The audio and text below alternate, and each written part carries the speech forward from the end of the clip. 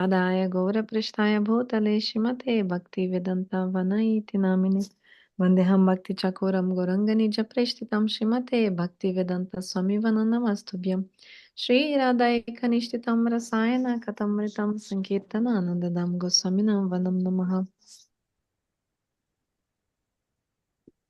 Namayo Vishnu Padaya Radhikaya Priyatmane Shrimad Bhaktivedanta Narayana iti namine Shri Krishna Lila Katane Sudaksham Maudare Madhure Gunascha Yuktam Varam Vareniyam Purusham Mahantam Nayaram Tam Shirasanamami Tridandinam Bhakta Shiromanim Cha Shri Krishna Padabja Ditaya Karidi Chaitanya Lale Lilamrita Sarasaram Narayanam Tam Satatam Prapadi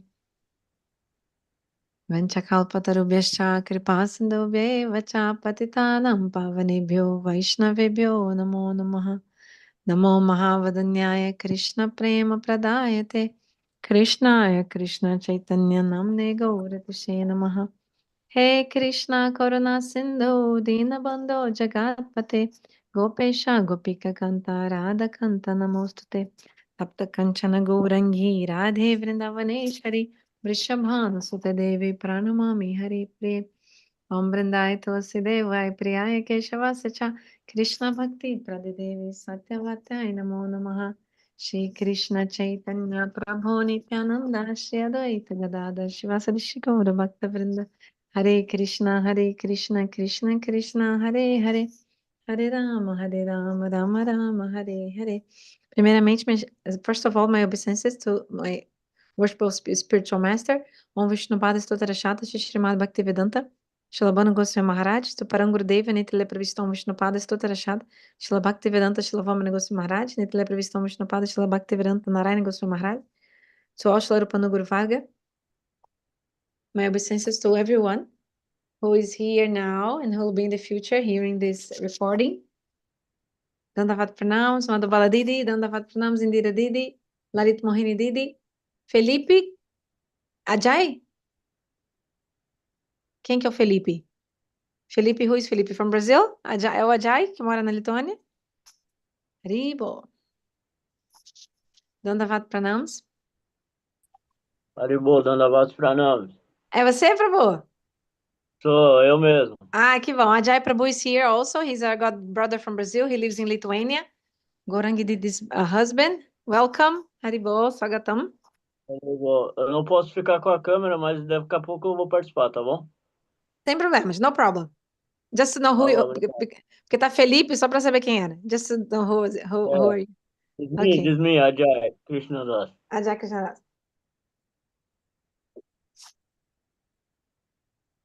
So I hope everyone has had a blessed week in this Purushottam Vrat. Let's dive in the chapter 2. And please, whoever wants to say anything or ask anything or comment anything at any time, please, you can stop and raise your hand or just speak on the mic and ask something, or because maybe we'll forget later whatever you want to say. So please don't be shy. Whoever wants to say anything at any moment, please go ahead, okay? So chapter 2, the peacocks dance to Krishna's flute melody. So I forgot to ask, those who are here, have you read this book before? Are you reading again, or is it the first time?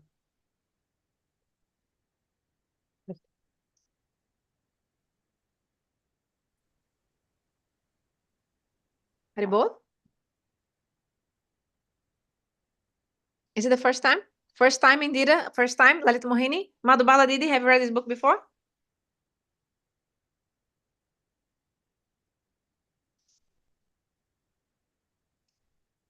I couldn't hear you. I don't know, maybe my sound is not... Sound didn't come. Anyway, even if we read before, this book is amazing, right? Because sometimes you read, but we forget, right? Material mind, and then we have to read again and remember again. So anyway, so continuing chapter 2. After preparing lunch for Krishna Chandra and Baladeva, Jashoda, along with Nanda Baba, follows them for a great distance as they take the cows out to graze for the day. Finally, after bidding them farewell for the day, they return home. After cooking for Krishna, Srimati Radhika and her sakhis return to Jabat. As Radhika's sakhis sit near her, each of them in their own specific parties, as Tatastha, neutral, Swapaksha, belonging to Radhika's own group, and Suhrita, friendly, they all begin to meditate on Krishna. They become deeply spellbound, and when he sometimes appears to their internal vision, they become enthralled.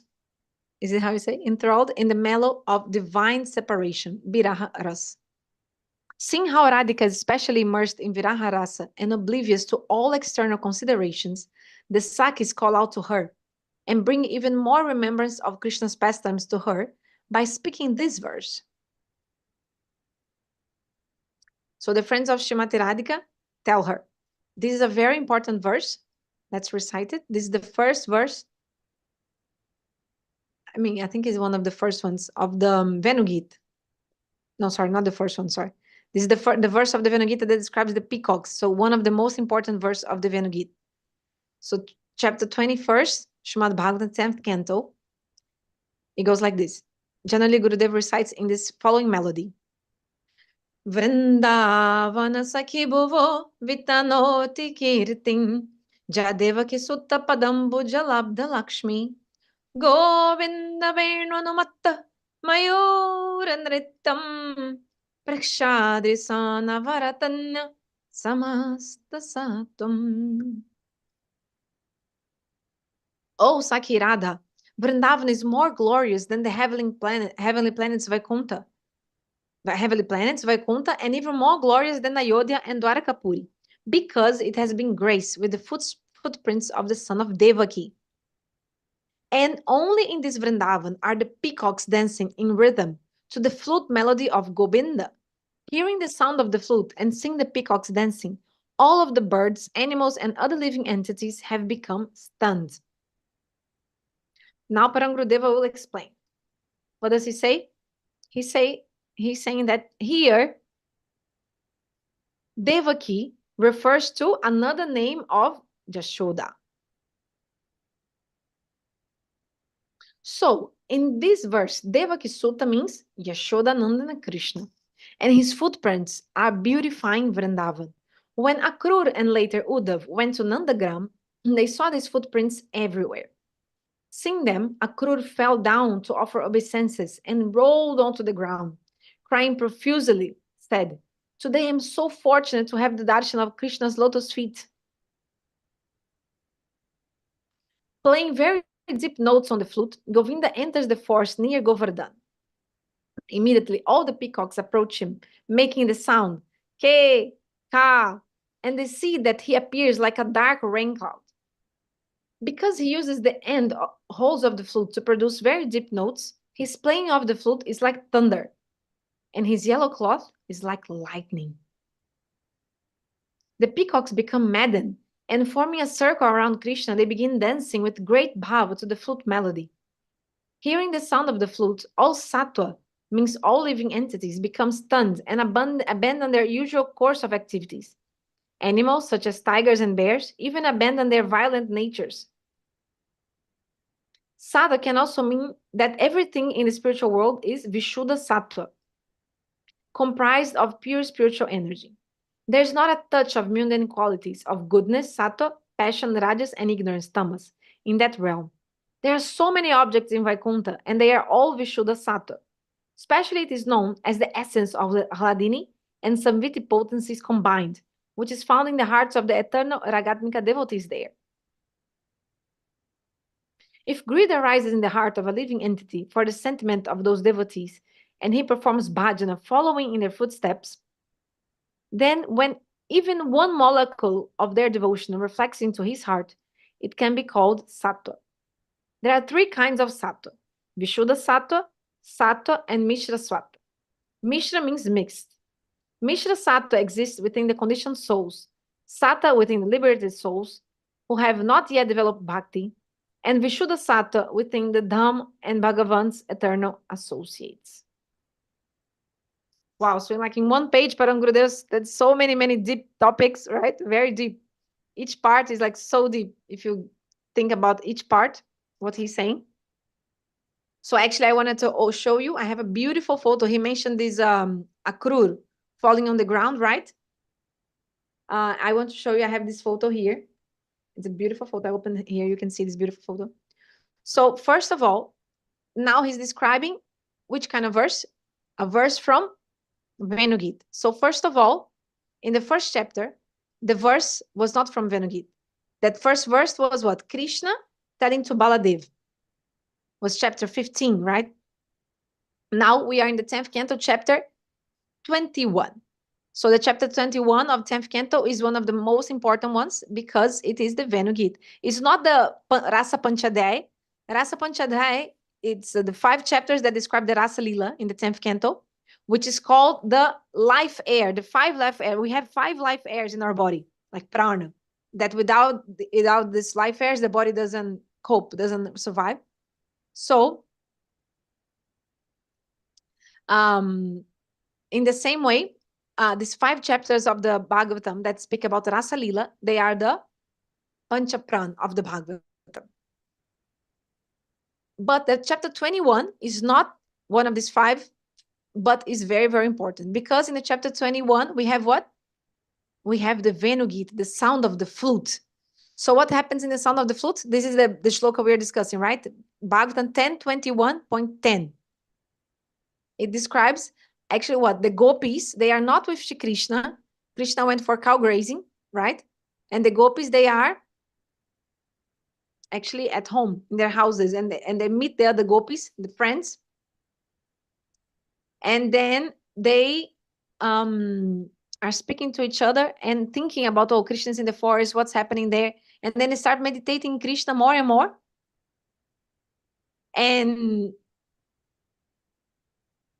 then they get together with the other gopis. So we see here in the first paragraph, Param Gurudeva mentions the 4 kinds of gopis.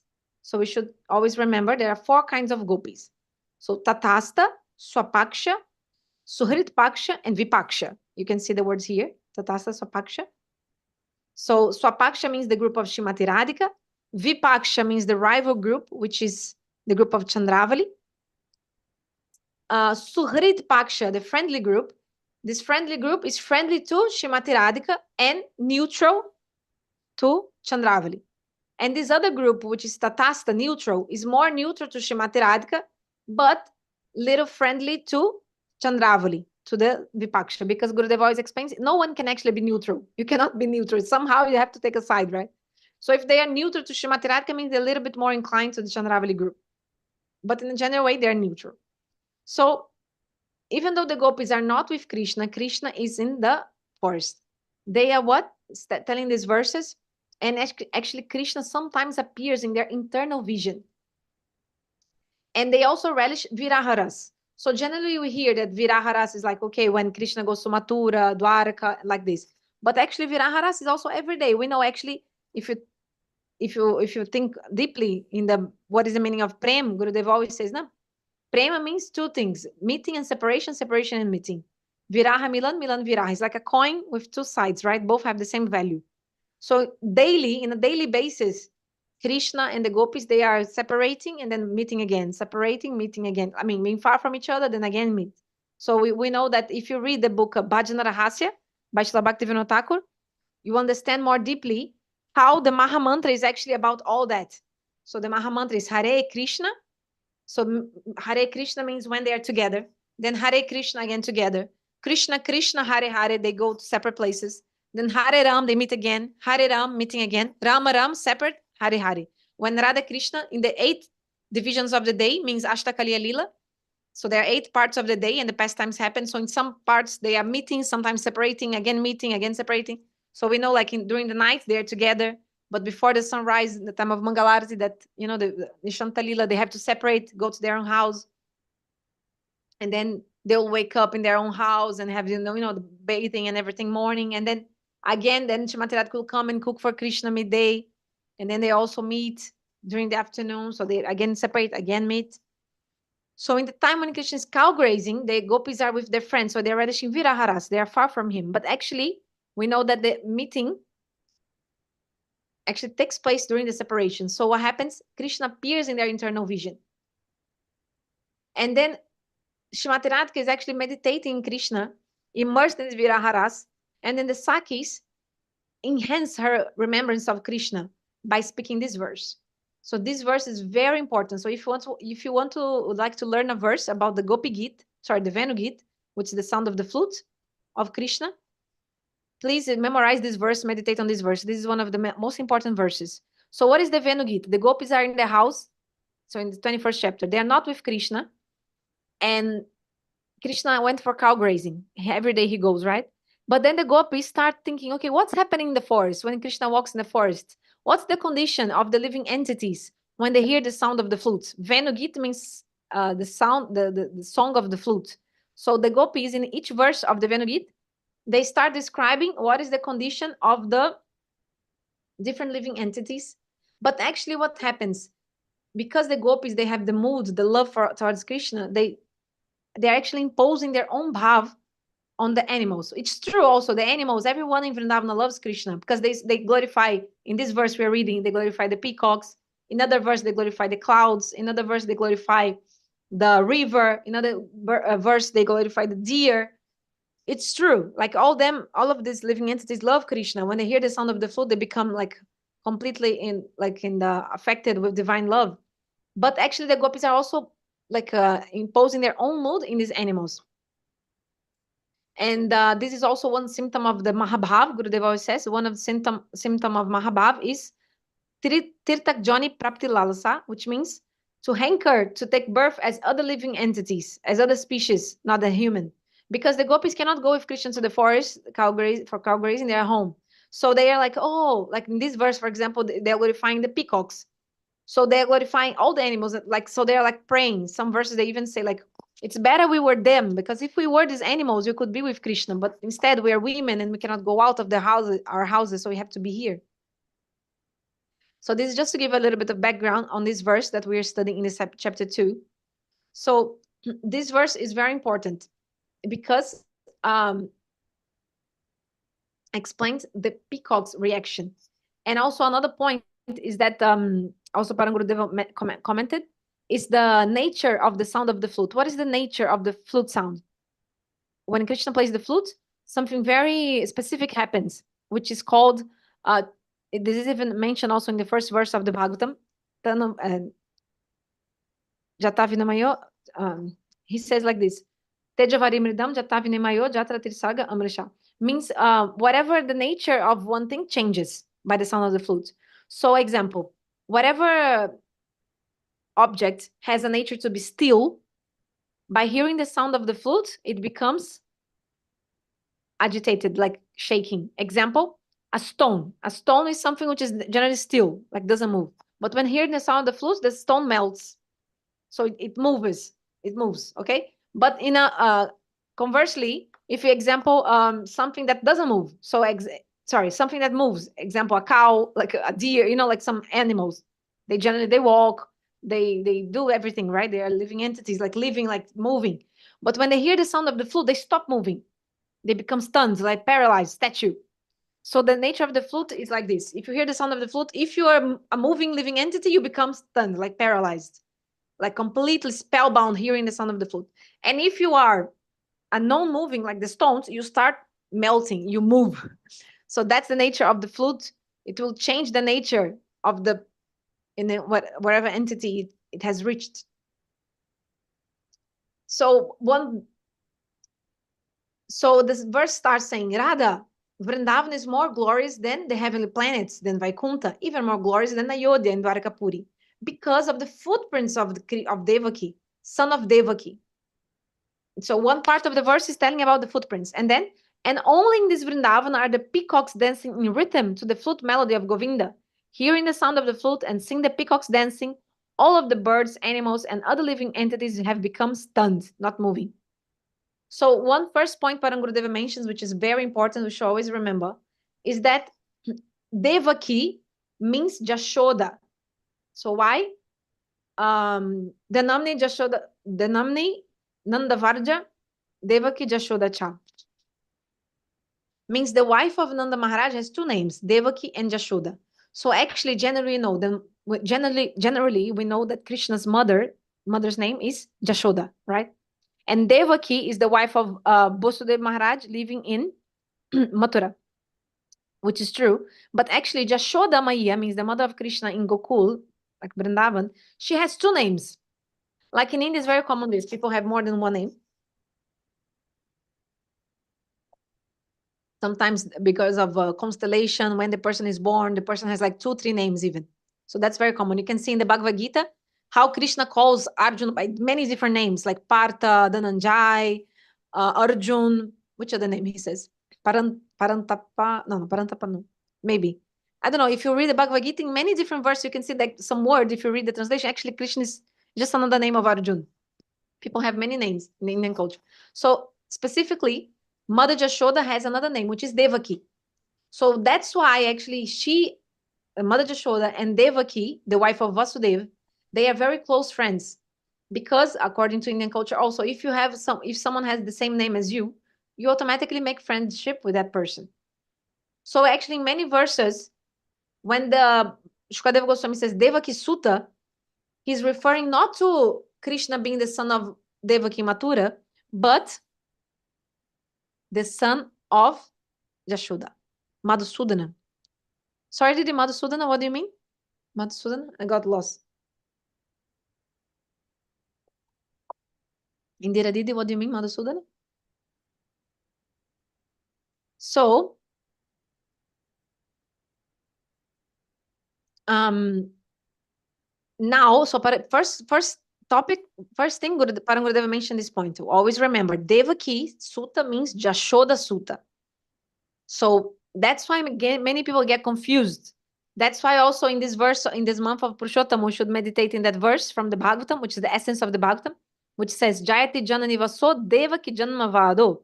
There's another verse from the Bhagavatam that says, it's not the subject of today, but this verse mentions that people think Krishna is the son of Devaki, but actually he's the son of Jashoda. But people think. And also because of the story, how the Bhagavatam is told and everything, people are really it's normal that so many people think that they don't know the secret behind. Because if you think about it, even the name of Jashoda is also Devaki. So if you read Devaki and Devaki, it's like, okay, so he's saying that he's son of Devaki from Mathura, you know? So it's really confusing for some people. That's why Jaha Bhagavat Paro Vaishnavirastane Ekanta Shraya Karo Chaitanya Charane. We should study the Bhagavatam under the guidance of a Vaishnava, pure Vaishnava who has taken shelter of Lord Chaitanya Mahaprabhu. Only then we can really understand the Bhagavatam, because otherwise it can become really confusing if you don't know. Like an example here, Devaki-suta. You can think, okay, so Krishna is the son of Devaki in Mathura. No. Devaki-suta means Jashoda-suta, because another name of Jashoda is Devaki. So actually Krishna is the son of Jashoda, not Devaki. So all these intricacies. So that's why we should always study under the guidance of the pure devotee. So then another point Param Gurudeva says, the footprints of Krishna, right? Because the verse is glorifying the footprints of Krishna. Footprints of Krishna. So I want to show you a photo now of these beautiful footprints of Krishna, which are being referred to here, which are in Nandagaon. So those who have had the chance to go to Nandagaon, they can see these beautiful footprints. Do you remember? See. Who has done the Vṛndāvana Parikrama, Brajamandala Parikrama? So you probably remember this place. It's in the day we go to Nandagaon. When we go to Nandagaon, you know, we go to that Sanatana Goswami place, which was renovated recently. We go to, first the day starts in Terkadamba. Generally, you know, after Terkadamba, generally they start the day in Terkadamba, and then they go after Terkadamba to that Ashisheshwara Mahadev, Shiva temple next door, and then take the bus again, or the taxi, go to that Sanatana Goswami Pad, Pavan Sarova place. Remember? Indira Didi, remembering? And then, sorry, do you speak to me, Indira? I couldn't hear. I think our sound is not on. No? Okay. Yeah, so do you remember the place? And then what happens? So nearby Shisheshwara Mahadev, and then you go to Sanatana Goswami Pavan Sarovar. So nearby, there is this temple next to Pavan Sarovar, which is they call the Chota Charan Pahari, which is this place where or Nandagaon, Charan Pahari they call, which is this place of the footprints of Krishna. Can you see the footprints? They made around the stone, this design, so that like this the drawing, so that you can clearly see Krishna's footprints there. Don't worry if you like, oh my God, I cannot see exactly, because it's sometimes we get concerned, oh, I couldn't see exactly, because of course it takes a lot of also, you know, like, how to say, blessing and faith to be able to also have darshan. And But yeah, that's why they made also the drawing, so that you can clearly see. Some footprints are very, very clear, and sometimes also because also rushing so many people, you cannot see with ease. But if you stop and then you can see clearly the footprints. Means what? When Krishna played the flute, the stone melted.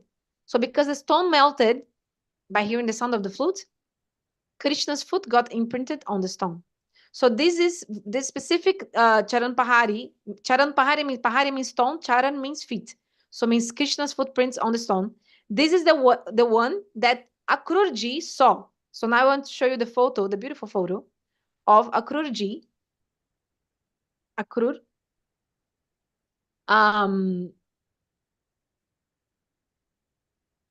Akrur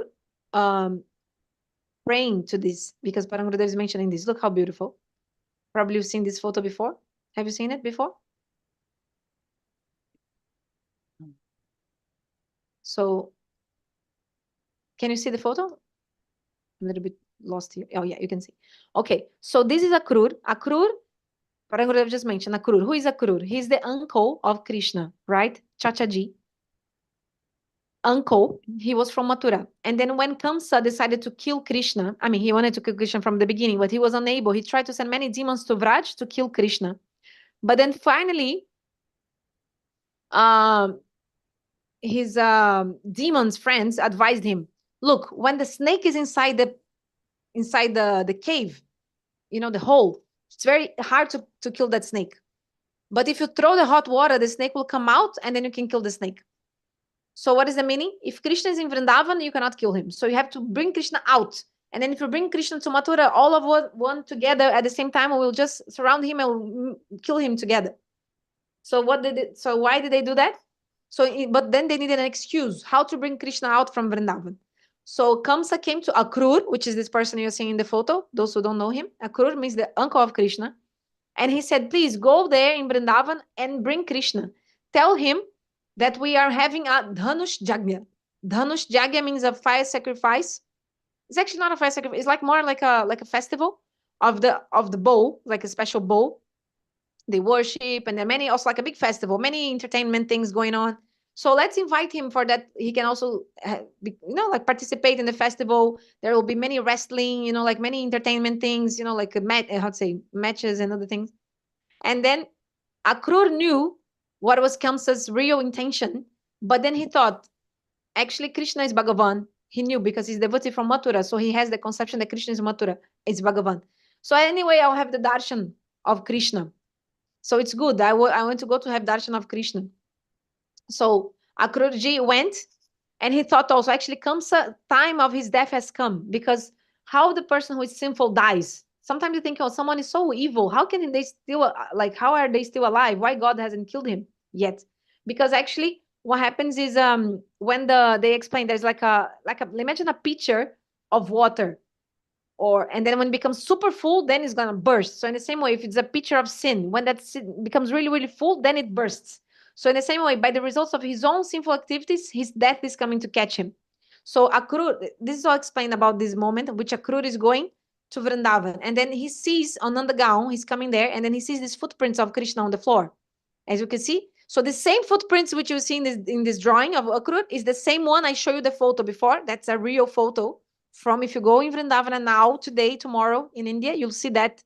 So you can see the same footprints that Akrur went 5,000 years ago. And when Akrurji was there, he had the ecstasy because he saw the footprints and he became taken by, the transcendental love and ecstasy. Because why? Because it's the footprints of Bhagavan. And actually these footprints of Krishna, they are so beautiful. And there's also something so special I want to show you about Krishna's footprints. That's also mentioned, which is the 19 symbols he has on his foot, right? So this is something very, very important, the 19 symbols. Can you see in the photo? Yes. So the 19 symbols Krishna has on his foot. So always remember this. Our Gurudeva always says that we should actually have this printed out, and have it next to our bed when we sleep. And before going to sleep, you look, but especially when you wake up, the first thing you should look at is Krishna's footprints. This is very, very important. And only by doing that, only by having the darshan of Krishna's footprints, all our material existence can be can come to an end. There's a verse in the Bhagavatam that gives evidence to that. Jat pada pankaja palasa vilasa bhaktya karmashyam gatitam udgatayanti santa tadanarikta matayo jatayo piruda shrotaganastam aranam bhajavasudevam. Which means like yogis and many other like karmis and gyanis, they are doing so much hard austerities to control their senses and to overcome material existence. But the devotees, they only meditate in Krishna's footprints. And all the material existence, which it seems like unsurmountable ocean, becomes just like the water, you know, very, very easy to, like a puddle, easy to cross. Like it means if you, for the devotees, just taking shot of looking at Krishna's footprints, all material existence is gone. So Gurudeva explains that. So there are 19 symbols, and in Shrimati Radhika's footprints, 21 symbols, two more. So for example, if you meditate in Krishna's chakra, you can see the chakra. I think you can see where my mouse is, right? It's in this chakra, the disc. So if you meditate, example, in the disc, you look in the morning, oh, Krishna's footprints has a disc symbol.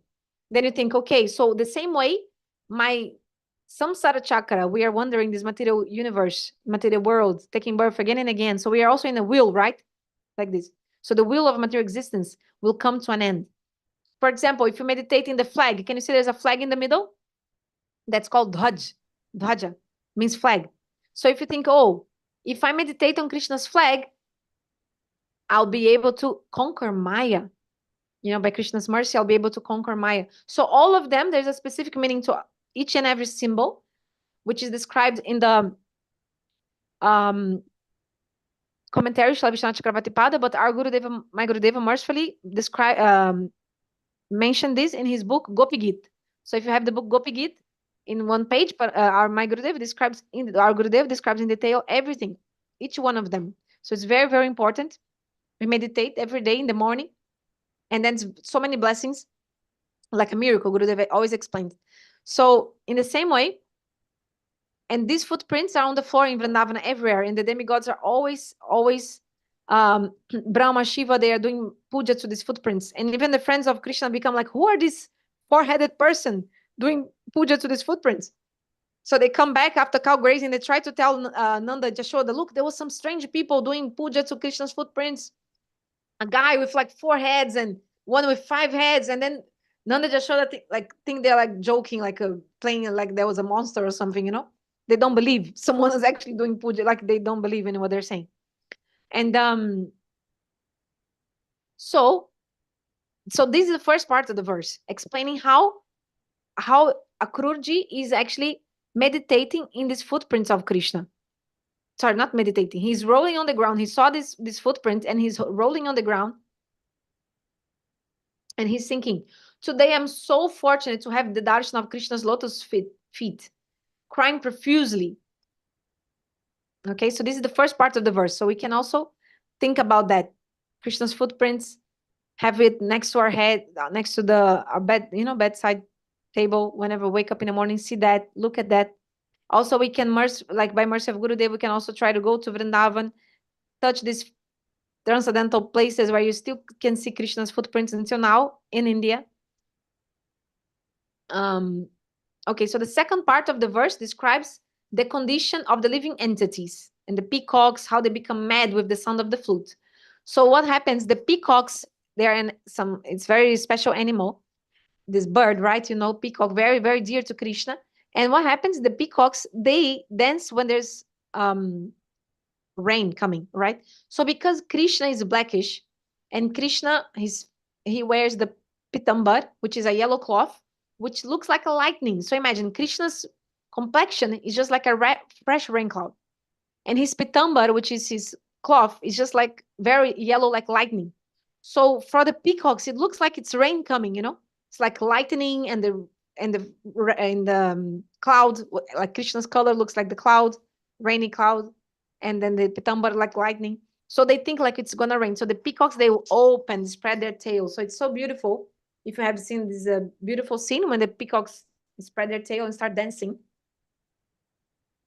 And there's a beautiful, like, that's very important. And then the peacock is dancing, and then the peacock gives a gift to Krishna, like the peacock feather. And that's why Krishna also wears the peacock feather on his head, showing his appreciation to the peacock.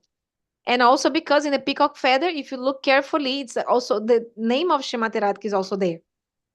So that's why Krishna also wears on his head. But this is another part of this topic about the peacocks. Now Param Gurudeva is describing sattva. So this is a very complicated sometimes topic about sattva. What is sattva? Vishuddha sattva. This is a little bit technical words. So let's read again what Param Gurudeva said. He said, sattva, because the verse says sattva. You see, look. Govinda-veṇum matta-mayūra-nṛtyaṁ. Mayura means peacock, nrita dancing. Prekshadi sano avaratanya samasta sattvam. Samasta sattvam, all the sattvas. So what is the meaning of sattva? So Param Gurudeva said, sattva means also the living entities. All the living entities. Sattva also means that everything in the spiritual world is Vishuddha sattva, comprised of pure spiritual energy. So there are three kinds of sattva. Later he explained. Vishuddha sattva. So Vishuddha sattva is what? Sometimes it translates as, because there's Shuddha sattva also sometimes. So Shuddha sattva Visheshatma, for example, the verse that defines Bhava Bhakti. Shuddha sattva. So there's Vishuddha sattva, Shuddha sattva, sattva and Mishra sattva. Actually, Shuddha sattva is also there. This is a bit complicated actually for me. I honestly, I tell, even for me, I mean, for me it's hard to understand exactly. I tried to study, but I wasn't able to exactly grasp the difference in some of them, especially Vishuddha sattva and Shuddha sattva. Like, but let's read again, and by reading, by mercy, one day we'll understand. So there are three kinds of sattva. Sattva generally means goodness, right? Sattva, like sattva gun, the mode of goodness. But sattva here means another thing. So Vishuddha sattva, what is the meaning of Vishuddha sattva? He's explained before. Everything in the spiritual world is Vishuddha sattva, meaning comprised of pure spiritual energy. Okay? So something which is beyond the material qualities of goodness. So when you say sattva, generally you mean sattva guna, means the mode of goodness. Passion, raja guna, ignorance, tama guna. There are many objects in Vaikuntha, everything which exists in the spiritual world. And all of them are Vishuddha sattva. They are transcendental. Everything in the spiritual world is transcendental, comprised of pure spiritual energy. Okay, so especially it is known as the essence of the Hladini and Samvit potencies combined, which is found in the hearts of the eternal ragatmic devotees there. If greed arises in the heart of a living entity for the sentiment of those devotees, and he performs bhajana following their footsteps, then even one molecule of their devotion reflects into his heart. It can be called sattva.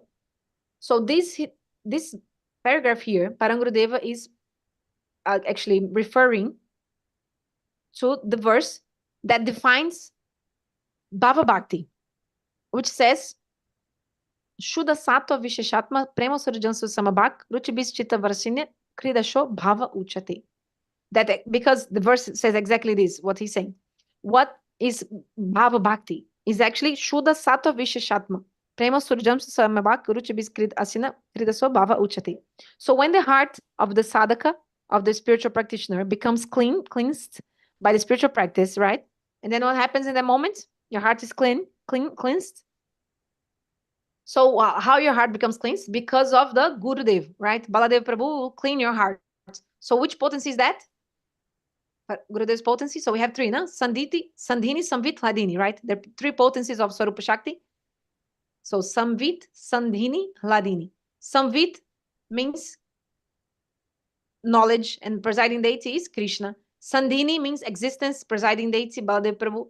Hladini means bliss, presiding deity Srimati Radhika, right? So by the mercy of Gurudev means Baladev Prabhu, who is Sandhini Shakti.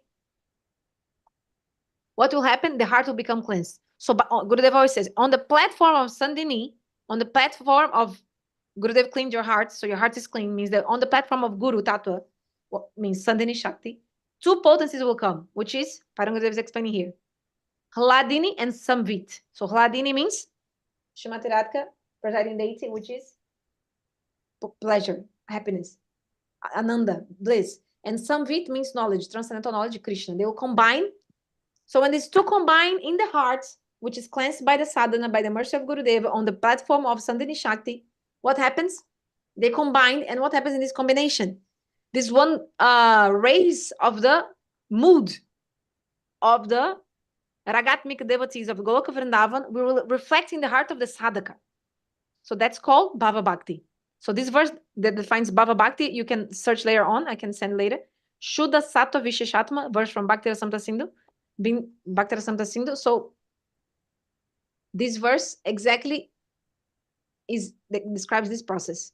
So what is the sattva, which is also called Shuddha Sattva, is when Bhava Bhakti comes. What is that moment? If the devotee has greed for a sentiment of a devotee of Goloka Vṛndāvana, so depending on the nature of your soul, you, for example, you want to serve as Krishna's friends, like Subal Sridham. You want to serve as Lalita Vishaka. You want to serve as Rupa Manjari. You want to serve as, the different moods of Vrindavan, Mother Jashoda. So you have that mood, that greed.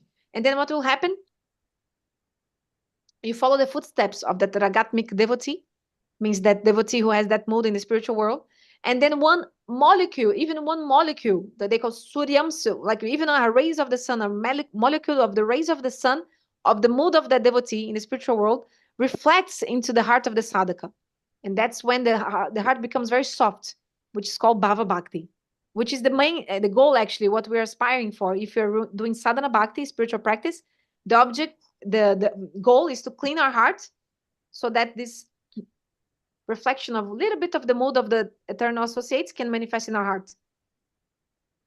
This love they have for Krishna. Okay, so 3 kinds of sattva: Vishuddha sattva, sattva, and mishra sattva. When you say mishra sattva, then your mishra means mixed.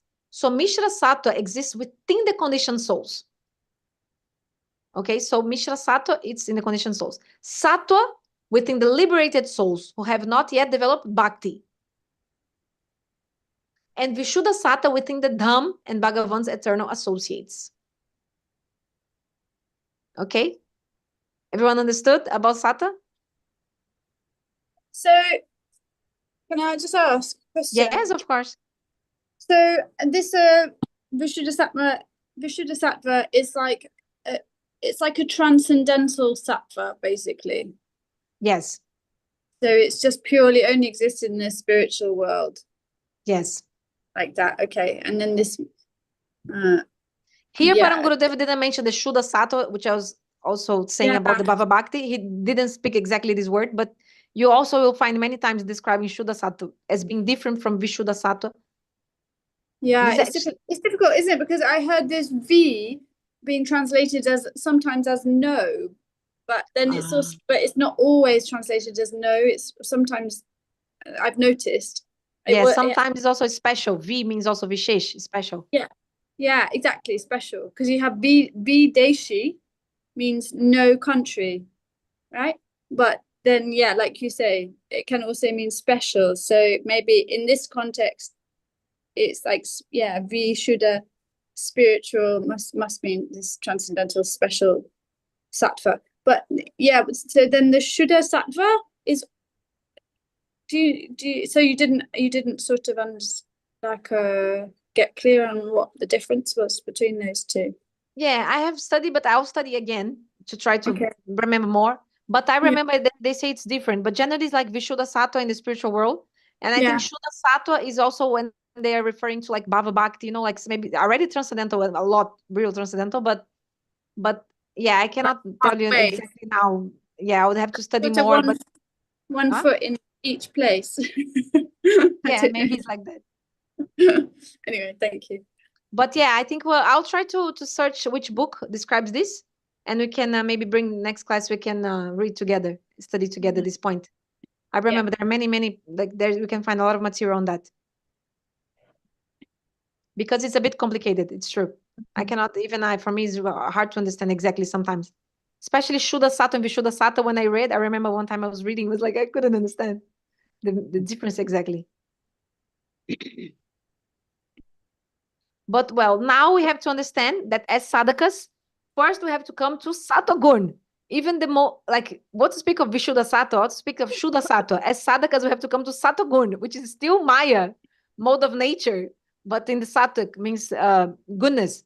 which means what? Steadiness in our spiritual life, sleeping early, waking up early, eating regularly, sleeping the same time, like do everything regularly, eat fresh food, don't eat frozen. What else is Satagun? Calm and quiet, no anger, like all that, like, which is like the basis of our, we should follow now. If you want to attain spiritual life, we should, on the basis, like, if we attain the Satagun, that's the, like, the minimum requirements to proceed further, you know what I mean? Isn't it? That one song also says, Tamoguna jabe, Sataguna pabe, hoibe Krishna das. It's in the songbook, that song. That says this, means the tamagun. So our spiritual practice a lot is actually to get rid of the tamagun, the mode of ignorance, and then establish ourselves in the satagun. And when we establish in the satagun, in the mode of goodness, then we can become the servant of Krishna. So, because like some people, like maybe some people who are already practicing spiritual, like some kind of practice from maybe other lineage, they are already very good in following satagun, but Mahaprabhu's mercy, right? We're like, no karma, no jnana, no, like, for me, for example, I don't have any background of following any kind, like, like those who are sometimes maybe following the yoga sadhana for a long time. They follow all the, nam, niyam, yam, and control of the senses, following all the rules. They're paka, they already established in the satagun. So then it's like easier sometimes to just, accept the devotional now. But for someone completely tamagun, then it's like, okay, now first, like Gurudev says, now first become a human being. Na manusha banu. The Vedas say first human being. Human being means what? Do your duties, but practice spiritual life and follow all the rules and practice spiritual life. And then you can slowly become a Vaishnava in the future, So here with some jealous anger, the gopis are revealing the feelings of their hearts. They say, all of the animals, birds, insects, and everything of Vṛndāvana has become fortunate. In an independent way, Krishna is bestowing his touch on everyone and everything in Vṛndāvana. When he climbs the hills, his feet are placed here and there, and even the trees and flowers are receiving his touch. But there's no possibility of us receiving this benediction, and therefore in Vṛndāvana, we are the most unfortunate people. So they're feeling jealous. They're saying everyone else is getting the opportunity to have Krishna's touch except for us. As we mentioned before, there are thorns in Vṛndāvana also. But before Krishna steps on them, they become softer than butter. Experiencing the touch of his feet, they melt in divine bliss. With jealous anger, the gopis are saying, as of yet, our hearts have not become similarly melted in Krishna Prem. Therefore, if we could become thorns or blades of grass in Vṛndāvana, our lives would then become successful. For us, there are so many obstacles. We are not able to go before him and touch his feet and speak with him. We are not able to fan him or to serve him in any way during the daytime. There's so many restrictions upon us. But there are no such restrictions whatsoever for all the other living entities in Vṛndāvana. If we were to become blades of grass or thorns or vines or ponds or even the dust of Vṛndāvana, we could receive his touch. But in this form, as women, it is not possible. Here in expressing the jealous anger, they are describing the good fortune of the land of Vṛndāvana. They go on to say that Bhagavan is also present in heaven in the form of Vamana, in our form with thousands of heads, and in other forms also. Although he is also present in these forms, they are partial forms. All incarnations are not equal. Those incarnations that possess more of the Lord's qualities, potencies, and rasa are superior. Krishna, Ram, and Narasimha possess more of these in comparison to other incarnations, and are therefore known as Parabhasta avatars. But of these three, Krishna is Avatari, the source of all incarnations, and the very basis of all ras. Rasovai Saha. So because he's sporting there, Vṛndāvana is the most glorious place. Wow. Wow, Param Gurudeva is, now this commentary is so beautiful and like so full of all the conclusions, in the Tattva Siddhanta. Each sentence, Param Gurudeva is like an ocean of, Tattva Siddhanta, like so much deep, every part. So So Param Gurudeva, what I'm just like, coming slowly, because it's actually, this book is not so big. If you have seen the physical book, it's actually a thin kind of book. This book is actually not that big book. So I think like we can go slowly and try to understand everything which is written step by step. So tell me if you think it's okay, or if you prefer just to read like continuously. We can also do more of that. But you see, like, actually every sentence is very, very deep, whatever Param Gurudeva is saying. So first he's describing what? Jealous anger, saying that the gopis are feeling jealousy. Sorry, they're jealous. They're having jealousy, right? No, they're jealous. So he says, so they are comparing themselves to these animals, right? So like I told, this is actually a symptom of Mahabhav, that you think that the other living entities, they have the opportunity to be with Krishna, so we would prefer to be them, not us, because as women we cannot go. So that's also a part of the Parakya Bhav, right? The gopis cannot freely meet with Krishna. That's why they have this conjugal paramour mood. So they're saying, look, the thorns, the blades of grass in Vṛndāvana, if we were them, then our lives would be successful. So they are aiming to take birth. They prefer to take birth as grass or as a thorn on the floor, a pebble or whatever, than as a gopi, as a woman, because they can be with Krishna and we cannot go. So our hearts have not yet melted like these thorns that melt when Krishna touches their feet. We have so many obstacles. We cannot go near him. We cannot fan him. We cannot serve him in any way during the daytime. But there are no such restrictions whatsoever for all the other living entities in Vṛndāvana. So actually, there's also some explanation about Venu-gita. I forgot to mention that actually the Venu-gita in the whole 10th canto is the first time when Shukadeva Goswami directly speak of the gopis. And also, always Gurudeva also mentions this point, which is when the gopis and Krishna, they were young, they could play together. So if you see that little Krishna, the cartoon on YouTube, you can see Krishna and the gopis playing together, like when they're kids. But actually in that, they are mixing all the leelas and making them still like being like a kid kind of a body. But anyway, like just so for you can understand, actually when gopis and Krishna, they are together, they are young, they can meet when they are like kids, like children, when they are like before puberty hits. So they are okay too. It's okay. Society doesn't frown upon their like playing together, boys and girls, because there's children. No kind of how to say, that's why they call Kumar and Kumari, like someone who doesn't have yet that the malice. You can say malice in English. I don't know if that's the proper word. Like second intentions, like because you don't have any kind of desire, right? Puberty hasn't hit yet. You understand my point? So after that, the puberty hits, when they start growing, then the parents, the superiors, they say, gopis, now you cannot go anymore. You were girls. You cannot meet Krishna alone. Like you cannot mingle, because you're girls and he's a boy, and boys and girls, they have to be separate, because now there's this differentiation. Just like example, when the kids are children, like in India, you can see they are running around naked, like because they don't have yet that how to say in English, the potency of sexuality. I don't know how to say in a nice word, but they don't have yet, right? So the kids, they can run naked, they don't have shame, nothing, no problem. And also no one has also any, it's like no problem, like they don't have this kind of mood. They are completely innocent. But when after puberty and everything, then they automatically become self-conscious of the body, and so the whole thing starts. So then they have to be separated. Then what happens? The gopis cannot go to the forest. They cannot be with Krishna, so they're in their house. The obstacles are there. So in the also Venu-gita, which is this chapter 21st, Song of the Flutes, they are feeling purvarag. So that's also an important part we forgot to mention. Purvarag means one of the 4 kinds of separation. So we saw Param Gurudeva described they were actually relishing separation because they cannot be with Krishna. They are in the home because the parents, they don't allow them to go, the in-laws or whatever, they don't allow them to go out because they're women. And then they cannot go be with Krishna in the forest. And then they're feeling purvarag. Purvarag means before the meeting, you have so much anxiety to meet your beloved and you become completely absorbed thinking about him. So they are anticipating the meeting. So this is what's happening here between Krishna and the gopis in this Venu-gita.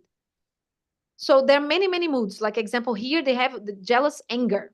Okay. And then now Param Gurudeva is saying that the gopis are actually going on saying that Bhagavan is also present in heaven in the form of Vamana. So actually, we also read about this. I forgot when was it, but about that actually all the planetary systems.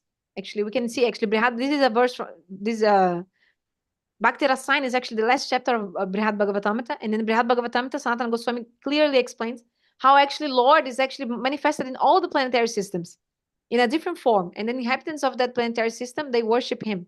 So example, in Swargalok, he's present as Upendra, Vamanadev, which is the younger brother of Indra.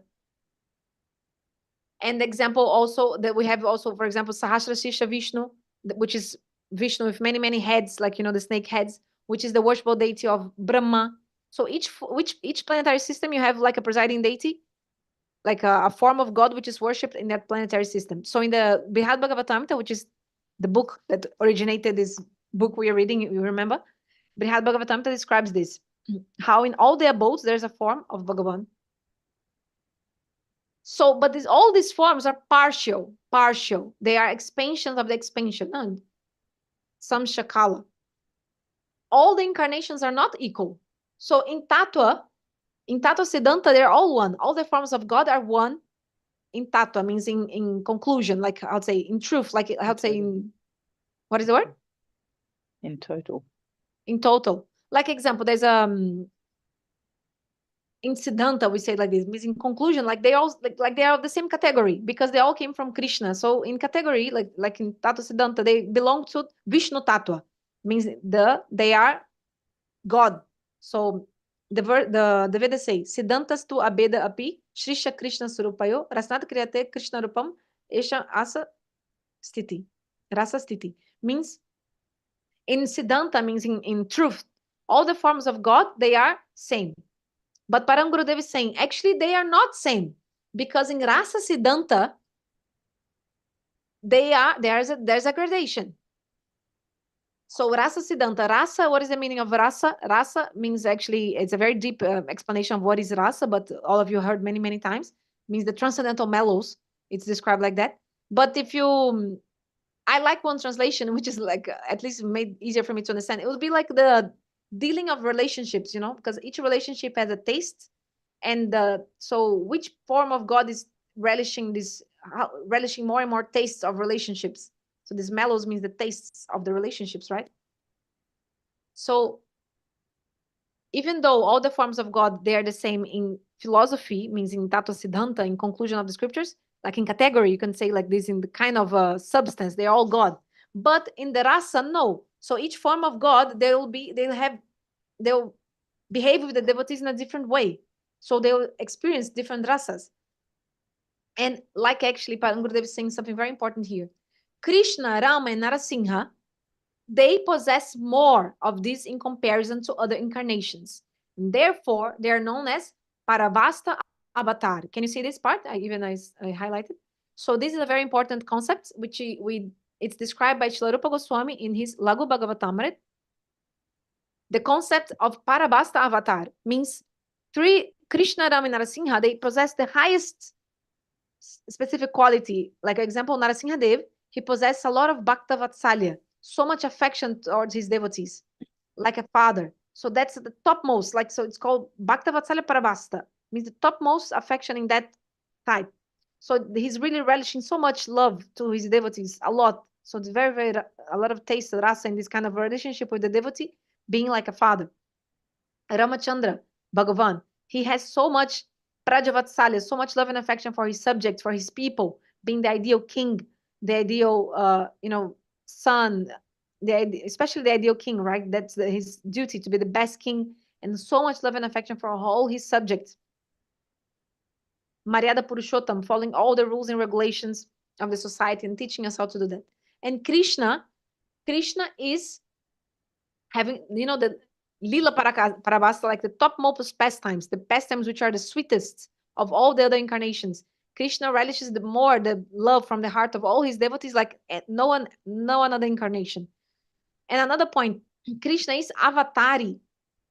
So avatari means he's the source of all the incarnations. All other forms of God come from him. So of these three, Krishna is avatari, the source of all incarnations, and the very basis of all rasa. Raso vaisaha. So this is something very important. Raso vaisaha. Raso vaisaha. You can see this is a Veda. It's a sentence from the Vedas, which means raso vaisaha means literally means God is full, the embodiment of rasas, mellows.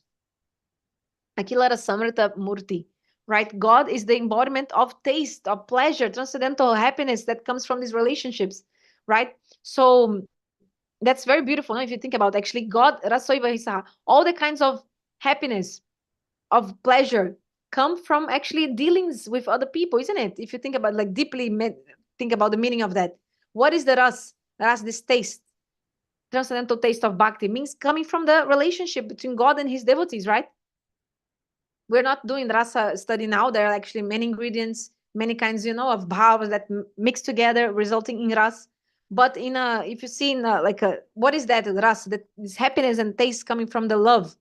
It's actually the interaction between God and his devotees, the dealings of love in different moods. Then God relishes that and also makes the devotee relish that.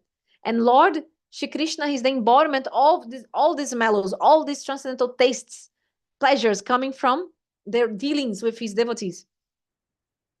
So because he's sporting in there, in Vṛndāvana, Vṛndāvana is the most glorious place. Yeah, I think we read about this in the first verse also. He was saying that the earth was actually only happy when Krishna came, like really happy. Because the other incarnations came, even Ramachandra also walked bare feet, but he was not that, like Ramachandra was in the forest barefoot. Remember we read in the first chapter. But he was actually upset, his wife was taken by a demon, right? But in the case of Krishna, he's so happy and he's, so dealing with his devotees, like exchanging love with all the inhabitants of Vṛndāvana. So like just joyful moods. So Vṛndāvana is the most glorious place. So I think we can continue on the next Monday about like now whatever Param Gurudeva is going to describe something about Sanatana Goswami's commentary. So if anyone wants to say anything or make any commentary or kind of suggestion, or please go ahead or ask anything. Otherwise, we'll see each other next Monday.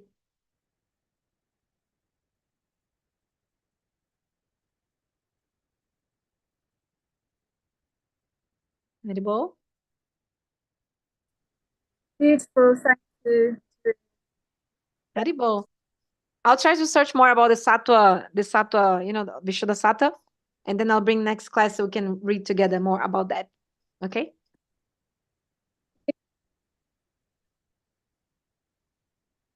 I think no sound. I couldn't hear you.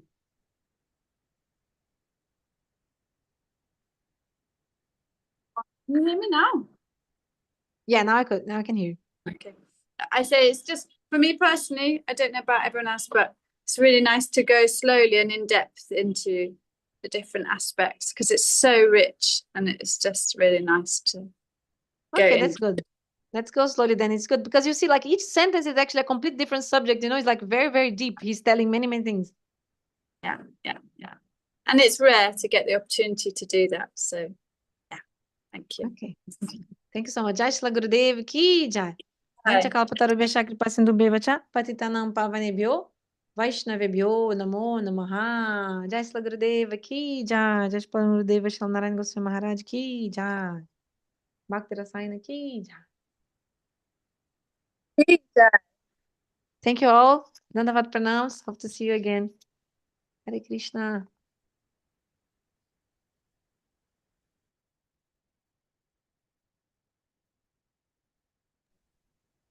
Thanks, Didi. It was beautiful. It's really nice. Didi. Hare Krishna. Thanks so much.